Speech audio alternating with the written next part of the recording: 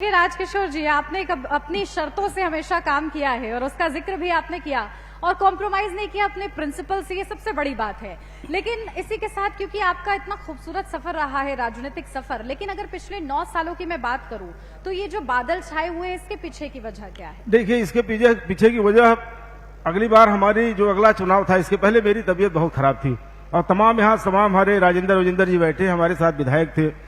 ये लोग जानते हैं मेरी हालत इतनी सीरियस थी कि सारे डॉक्टर लगभग यहाँ से लेकर दिल्ली तक मुझे जवाब दे दिए थे। एक न्यूरो प्रॉब्लम मुझे हुई थी, लेकिन उससे एक जानते हैं जिसको ऊपर वाला रखना चाहता है, जो लोगों की मदद करता है, एक साधारण आदमी मुझे ठीक कर दिया। केवल 13 या 14 रुपए की दवा मुझको दिया था, उसी से मैं ठीक हो गया। वो ब्राह्मण बिरादरी के थे ही, टांडा के। इसलिए मैं कहना चाहता हूं आपसे, उस चुनाव को तो मैं लड़ ही नहीं पा रहा था, चल ही नहीं पा रहा था। एक परग में पैदल चल नहीं पाता था। मुझको इतनी दिक्कतें थी, मंच में मैं खड़ा नहीं हो पाता था। और वह चुनाव में जानता था कि मैं हार जाऊं, ठीक है, लेकिन लड़ के हारूं। ये जानता था मैं हार जाऊंगा। लोग आते थे, मैं डांट देता था, मुझे क्षेत्र में नहीं जाना है, क्योंकि चुनाव में लड़ता ही नहीं। लेकिन भाग किससे बताते हम कि इसलिए मैं चुनाव नहीं लड़ रहा हूं। लोग कहते मंत्री जी मैदान छोड़ के भाग गए, इसलिए मुझे वो चुनाव लड़ना पड़ा। दोबारा आप देखे होंगे, कभी परिस्थितियां बनती हैं। यह चुनाव तो मैं जीत जाता, लेकिन अंतिम दिन ऐसे दल से मुझे टिकट मिला था जिसका कोई जनाधार नहीं रह गया था।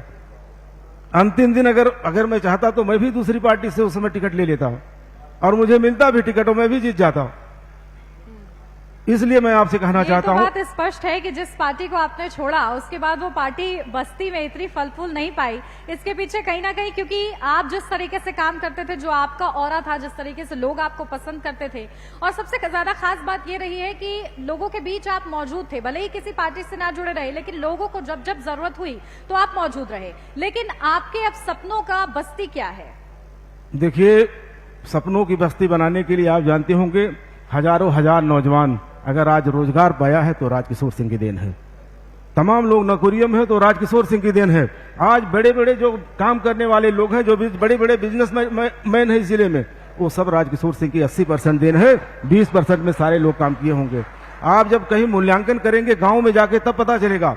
राजनीति में कभी होता है मोड़, ऐसी मोड़ आती है कि बड़े बड़े प्रधानमंत्री और मुख्यमंत्री तमाम चुनाव हार जाते हैं, लेकिन उससे उनकी लोकप्रियता नहीं घट जाती। आज भी राजकिशोर सिंह की लोकप्रियता में हम जानते हैं कोई कमी नहीं है। अभी मैं दावे के साथ कह रहा हूं, कोई दल अपना रैली कर ले और राजकिशोर सिंह अकेले अपनी रैली कर ले, तो उस दल से छोटी रैली राजकिशोर सिंह की व्यक्तिगत नहीं रहेगी जिले में। इसलिए हम आपसे, मैं किसी पार्टी का विरोधी नहीं हूं, न किसी पार्टी में अगर हम है नहीं, इसलिए हम अभी किसी के पार्टी के विरोधी नहीं है। लेकिन अगर गलत होगा, उसके खिलाफ बोलने का दायित्व अगर बनता है तो जनता के लिए, लोगों के लिए बोलना पड़ता है। इसलिए आपसे कहना, कभी अवसर मिला और जिस दिन अवसर मिला तो उस दिन आपको लगेगा राजकिशोर सिंह बहुत बड़ी बात नहीं करते, लेकिन अपने जिले के लिए, अपने लोगों के लिए शरीर का एक एक कतरा न्यौछावर करने की बात आज भी करते हैं और पहले भी करते रहे हैं और करता रहूंगा।